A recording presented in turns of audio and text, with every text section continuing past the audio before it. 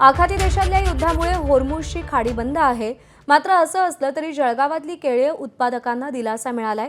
Iran वगळता सिरिया, Kuwait, दुबईसह अन्य देशात केळीच्या मागणीत वाढ झाली असून केळीची वाहतूक सुरू आहे। केळीला मोठी मागणी असल्याने शेतकऱ्यांना भावही चांगला मिळतोय आणि त्यामुळे दिलासा आहे।